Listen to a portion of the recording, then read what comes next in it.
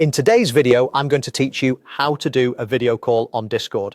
By the end, you'll know exactly how to reach a friend face-to-face, quickly and confidently using Discord's built-in tools. Start by opening Discord on your computer or mobile device. Once you're in, go to your direct messages. On desktop, you'll find the direct messages panel on the left side where your recent conversations appear. On mobile, tap the messages icon to see the same list. If you're brand new, make sure you're signed in and that Discord has permission to use your microphone and camera. If your device asks for access, allow it so your audio and video work properly.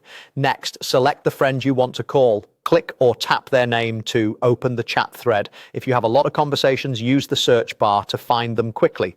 You can also glance at their status indicator. If they're online, you're more likely to get an immediate answer. But even if they're away, you can still proceed and they'll get a notification.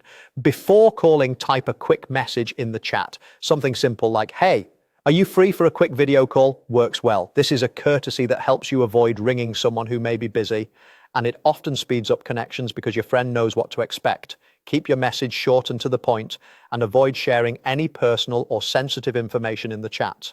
When you're ready, start the video call. Look for the camera icon or the button labeled Start Video Call in the chat header.